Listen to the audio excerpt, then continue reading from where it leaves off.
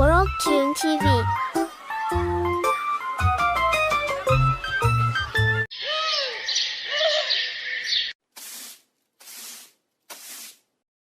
हाय मेरी कमर, मेरी तो किस्मत ही फूट गई। बड़ा घर बोलकर शादी करा दी। यहाँ ना तो कोई ननद है, ना जेठानी और ना देवरानी। सारा काम मुझे अकेली जान पर ही थोप दिया है।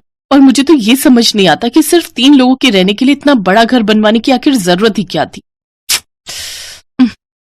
ये कहानी है पायल की, जिसकी शादी 1 महीने पहले संतोष के साथ हुई। संतोष दुर्गापुर में अपने माता पिता के साथ रहता था। खास बात ये थी कि जहाँ संतोष रहता था उससे बस आधा किलोमीटर दूर ही माँ दुर्गा का एक बहुत बड़ा मंदिर था।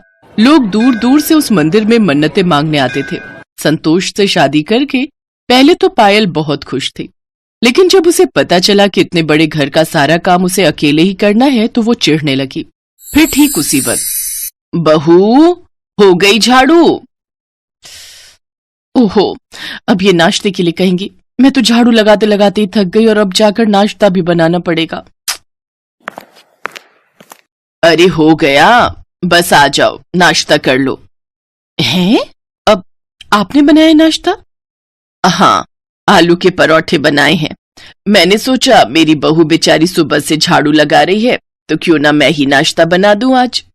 अरे माँ जी, मैं बना देती ना। क्यों? मैंने बना दिया तो क्या हो गया? चलो हाथ मुंह धो लो और आ जाओ, सब नाश्ते पर तुम्हारा इंतजार कर रहे हैं। अपनी सास की बात सुनकर पायल मुस्कुरा दी। उसने मन ही मन सोचा कि उसकी सास इतनी बुरी भी नहीं है जितनी वो उसे समझ रही थी।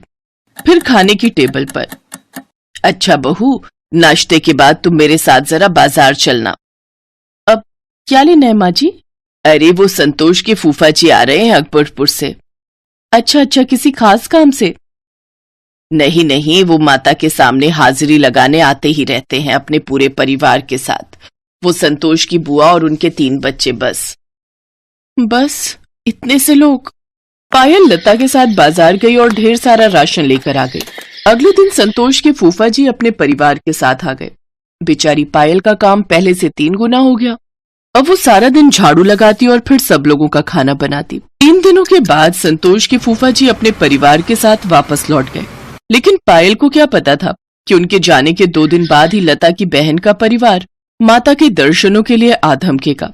हे भगवान, ये घर है या धर्मशाला? जिसे देखो वो मुंह उठाकर चला आ रहा है, वो भी पूरे खानदान के साथ। इनका क्या है, बहू ये बना दो वो बना दो, आफत तो मेरी है ना। पूरे 1 हफ्ते तक लता की बहन के परिवार की सेवा करते करते बेचारी पायल हाँफ गई। और फिर जब वो सब वापस गए तब जाकर लता ने राहत की सांस ली। लेकिन फिर जैसे ही उसने कमर सीधी करने की कोशिश की कि तभी उसकी सास का फोन बज उठा। अरे लता, कैसी हो? नमस्ते मामी जी, मैं पायल बोल रही हूँ। अरे वाह बहू रानी, कैसी हो? अच्छा एक काम करो, लता को बता देना कि मेरे गांव से हम 8 लोग कल आ रहे हैं। बहुत दिन हो गए माता जी के दर्शन किए। दर्शन भी हो जाएंगे और तुम लोगों से मुलाकात भी हो जाएगी। संतोष की मामी की बात सुनते ही पायल बेचारी वहीं बेहोश होकर गिर पड़ी। अगले दिन पूरे 8 लोग पायल के घर पहुंच गए। ऐसा लग रहा था जैसे सब लोग अपनी घर गृहस्थी छोड़कर कहीं तीर्थ यात्रा पर निकले हों। अब तो बेचारी पायल का सारा दिन उन्हीं लोगों के लिए खाना बनाने में लगी रहती। बड़ी मुश्किल से 3 दिन गुजरे। फिर पायल को पता चला कि सारे लोग अगले दिन जाने वाले हैं, तो उसकी जान में जान आई। लेकिन तभी अचानक जोरों की बारिश शुरू हो गई। सुषमा की फरमाइश पर बेचारी लता ने सबके लिए पकौड़े तले और मन ही मन सोचने लगी, हे दुर्गा माता, मेरी मन्नत भी पूरी कर दो, भगा दो इन सबको यहाँ से, वरना मैं भाग जाऊंगी यहाँ से। पायल उन सबको भेजने की दुआ कर रही थी, पर दुर्गा माँ ने तो कुछ और ही सोच कर रखा था। बारिश रुकने का नाम ही नहीं ले रही थी। नतीजा, पूरे इलाके में बाढ़ आ गई और अब कोई चाह कर भी कहीं नहीं जा सकता था। माँ जी, रसोई में राशन के सारे डिब्बे खाली हो गए, अब क्या होगा? हैं? ध्यान से देख बहू, कुछ तो होगा। कुछ नहीं है माँ जी, अब हम क्या खाएंगे और क्या खिलाएंगे इस बारात को? ये तो बड़ी समस्या हो गई। चलो रसोई में चलो, करते हैं कुछ। रसोई में जाकर लता ने माँ दुर्गा का नाम लिया और जैसे ही उसने पहला डिब्बा खोला तो वो चावलों से पूरी तरह भरा हुआ था। दूसरे डिब्बे में राजमा भरे हुए थे। अपनी आंखों के सामने इतना बड़ा चमत्कार देखकर पायल का मुंह खुला का खुला रह गया। देखा बहू, माँ का चमत्कार। वो भी चाहती हैं कि हमारी ये धर्मशाला कभी बंद ना हो। और अब वो दोनों मिलकर हंसी खुशी सबके लिए खाना बना रही थी।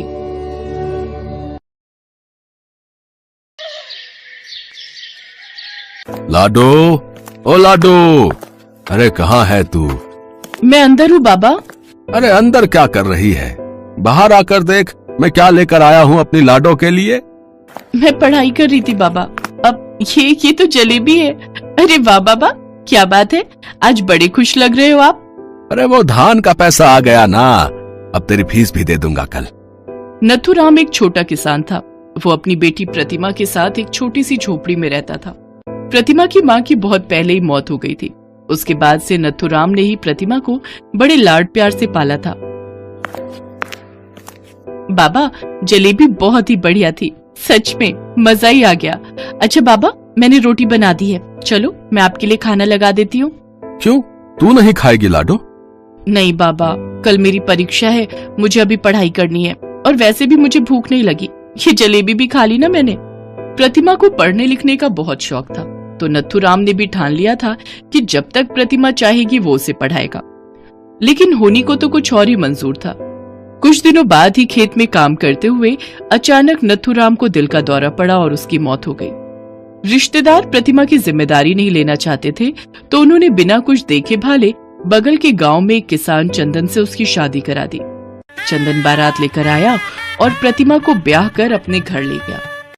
लेकिन असली कहानी तो अब शुरू हुई थी। चंदन की माली हालत तो नथुराम से भी गई गुजरी थी। चंदन के पिता नहीं थे और उसकी बूढ़ी माँ के साथ साथ 2 छोटी बहनों की जिम्मेदारी भी अकेले चंदन पर ही थी। खास बात ये कि रहने के लिए उनके पास बस एक कमरा ही था और चारों लोग उस एक कमरे में ही रहते थे। हालांकि चंदन के पास एक छोटा सा खेत तो था, लेकिन उस पर मकान बनाने के लिए उसके पास पैसे नहीं थे, और ये सब कुछ चंदन ने खुद प्रतिमा को शादी के बाद बता दिया। प्रतिमा, ये मेरी माँ है और ये मेरी बहनें कुसुम और लता। हम बहुत गरीब हैं, हम चारों इसी कमरे में रहते हैं और तुम्हारे लिए अलग से कमरा बनवा सकूं इतने पैसे भी नहीं है मेरे पास। कोई बात नहीं है जी, पति का घर औरत के लिए स्वर्ग होता है, फिर चाहे वो कैसा भी हो। जैसे आप चारों रहते हैं वैसे ही मैं भी यहाँ रह लूंगी। मैं जानता हूँ कि तुम्हें परेशानी तो होगी, लेकिन मैं कोशिश करूंगा कि कुछ पैसे जोड़कर जल्दी ही अलग कमरा बनवा सकूं। वो एक छोटा सा कमरा ही प्रतिमा के लिए उसका ससुराल था। शुरुआत में तो 1-2 हफ्ते प्रतिमा को बहुत दिक्कत हुई, लेकिन उसने किसी से कोई शिकायत नहीं की और फिर धीरे धीरे उसे आदत हो गई। फिर एक दिन, प्रतिमा, मुझे तुमसे एक बात करनी थी। हाँ कहिए ना, क्या बात है? देखो प्रतिमा, मैं जानता हूँ कि तुम बहुत अच्छी हो, मुझसे कभी कुछ नहीं कहोगी, पर मैं ये भी समझता हूँ कि वाकई तुम्हें एक कमरे में दिक्कत तो हो ही रही होगी। हमारी नई शादी हुई है और एक ही कमरा होने की वजह से हम दोनों एक दूसरे को ज्यादा वक्त भी नहीं दे पाते हैं, लेकिन अलग कमरा बनवाने के लिए मेरे पास पैसे नहीं है।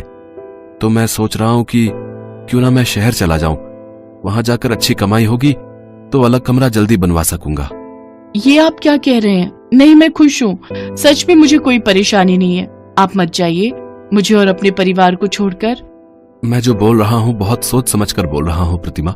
यहाँ गांव में अब कुछ नहीं रखा, मैं शहर जाकर फैक्ट्री में काम करूंगा तो अच्छा पैसा भी मिलेगा, और यहाँ मेरे ना होने से थोड़ी जगह भी मिल जाएगी तुम सबको। पर आपके बिना। जानता हूँ कि कुछ सालों के लिए हम दोनों को दूर रहना पड़ेगा, लेकिन जब मैं वापस आऊंगा तो सब ठीक कर दूंगा, विश्वास करो मेरा। वैसे भी प्रतिमा, कुछ पाने के लिए कुछ तो खोना ही पड़ता है ना। चंदन फैसला कर चुका था। प्रतिमा को बुरा तो लग रहा था, लेकिन वो भी जानती थी कि चंदन ठीक कह रहा है, इसीलिए उसने चंदन को नहीं रोका। चंदन अपना सामान लेकर शहर चला गया। चंदन हर महीने घर के लिए पैसे भेजता था, पर वो पैसे घर की जरूरतों के हिसाब से कम ही पड़ जाते थे। फिर एक दिन, अरे लता, क्या हुआ तुम्हें? क्यों रो रही हो? भाभी, हम इतने गरीब क्यों हैं?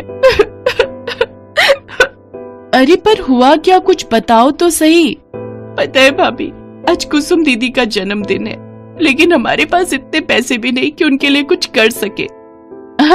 अरे वाह, आज कुसुम का जन्मदिन है, तुमने पहले क्यों नहीं बताया? चलो हम दोनों मिलकर उसके लिए हलवा बनाते हैं। दोनों ननद भाभी ने हलवा बनाना शुरू कर दिया। ये पहली बार था जब लता प्रतिमा से अपने दिल की बातें कर रही थी।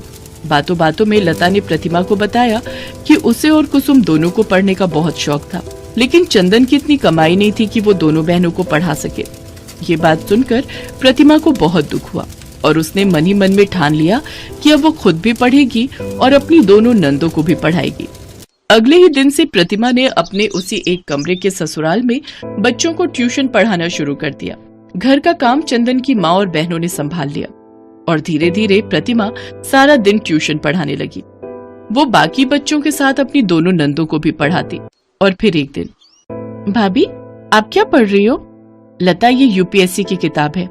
मैं हमेशा से पढ़ लिख कर कलेक्टर बनना चाहती थी, लेकिन उससे पहले ही मेरे बाबा का देहांत हो गया और मेरा सपना बस एक सपना ही रह गया। अब जब ट्यूशन से ठीक ठाक कमाई हो रही है तो सोच रही हूँ कि एक बार ट्राई करके देखती हूँ, क्या पता भगवान मेरा साथ दे दे।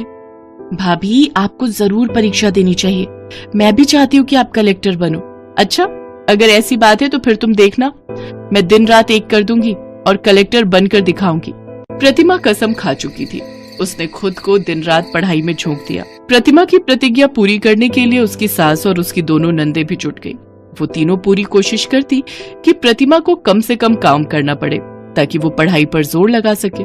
सबकी मेहनत रंग लाई और प्रतिमा ने पहले ही अटेम्प्ट में यूपीएससी की परीक्षा क्लियर कर ली। प्रतिमा ने जो ठाना था वो कर दिखाया था। वो अब आईएएस बन चुकी थी। ट्रेनिंग पर जाने से पहले चंदन प्रतिमा से मिलने आया। उसे अपनी पत्नी पर बहुत गर्व हो रहा था। फिर ट्रेनिंग के ठीक 1 साल बाद प्रतिमा को नियुक्ति मिल गई। उसे रहने के लिए एक शानदार बंगला मिला। प्रतिमा उस बंगले में अपने पूरे परिवार के साथ रहने आई। डिप्टी कलेक्टर साहिबा, जरा सुनिए। जी कहिए। भाई, अब मैं शहर में मजदूरी नहीं करूंगा। डिप्टी कलेक्टर का पति मजदूरी करता अच्छा थोड़ी लगेगा। मैंने सोचा है कि मैं यहीं एक दुकान खोलूंगा और शहर से लाकर यहाँ पढ़ाई की किताबें बेचूंगा। बहुत अच्छा आइडिया है जी। प्रतिमा और चंदन बात कर ही रहे थे कि तभी कुसुम और लता उनके पास आई और बोली, भाभी आपने अपनी मेहनत से वो करके दिखाया जो सोचा था और अब हमारी बारी है। हम भी पढ़ लिख कर कुछ बनना चाहती हैं, लेकिन इसमें हमें आपकी मदद चाहिए। हाँ, मैं हर समय तुम्हारे साथ हूँ, तुम बिल्कुल भी चिंता मत करो, ठीक है ना? चलो अब रात बहुत हो गई है, जाओ अपने अपने कमरों में जाकर सो जाओ। इसके बाद सभी लोग अपने अपने कमरों में चले गए। सरकार की तरफ से मिले उस बंगले में कई कमरे थे, लेकिन फिर आधी रात के वक्त, भाभी आप सो गई क्या? अब नहीं, मुझे नींद नहीं आ रही। आ जाओ लता, अंदर आओ। अरे कुसुम भी है साथ में, क्या हुआ? तुम दोनों अभी तक सोई नहीं? भाभी हमें उन बड़े बड़े कमरों में अकेले नींद नहीं आ रही है। यहाँ भी वही हाल है। चलो मैं सबके बिस्तर यहीं लगवा देती हूँ, सब फिर से एक कमरे में ही सोएंगे, शायद तभी सबको नींद आएगी। वक्त और हालात बदल गए थे, लेकिन प्रतिभा अब भी पहले जैसी ही थी। शानदार बंगले में रहने के बावजूद अब भी प्रतिमा को अपना एक कमरे का ससुराल ही भाता था।